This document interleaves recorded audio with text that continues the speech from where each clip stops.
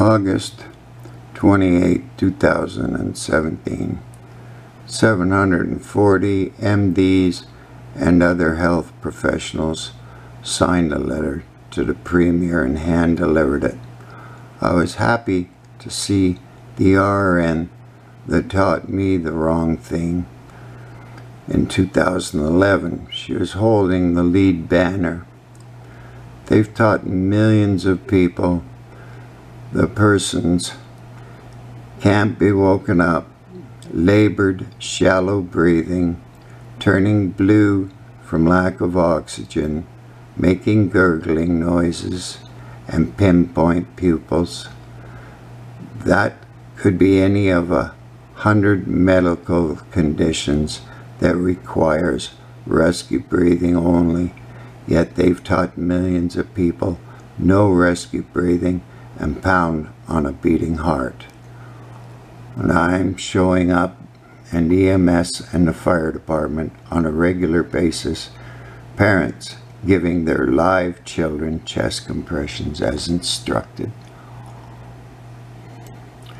It's just like Nazi Germany. The exact same thing happened. The doctors and the nurses following Adolf Hitler's orders. They started by killing children that had disabilities, then the adults. And all the citizens of Germany made themselves physically and emotionally ill. They get drunk 2 or 3 times a week, go home, beat their wives and children, their grandmothers, their aunts and uncles, because they were living in a state of pure guilt. I was a supervisor, Vancouver Coastal Health, for 13 years,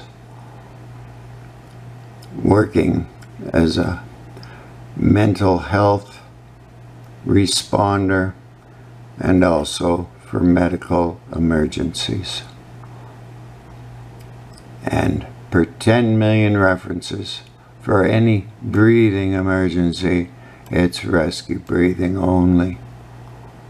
I was interviewed by the press for 20 minutes on this day. The cameraman and reporter got it straight away that their lives are also in mortal danger, and yet they threw it all on the cutting room floor except for a short little bit about an entirely different story.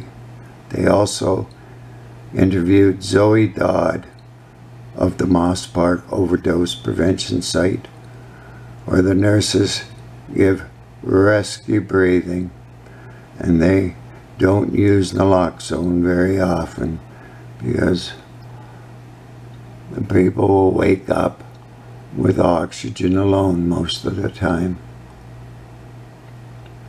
So stop making yourselves physically and emotionally ill and speak up before you're the next one needlessly in the morgue or left with permanent brain damage, not even knowing your own name from oxygen deprivation. Read the comment box. All the medical information will be there.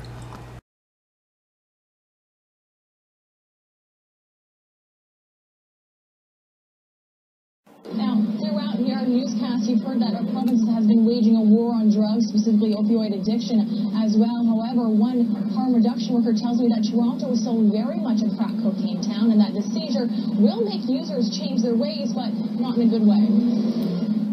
Drug busts do very little. There's supply and demand. There's always someone stepping in. It's actually drug busts that kind of create some chaos when you take out a dealer and you take out a supply. Sometimes new people come in and they may be not.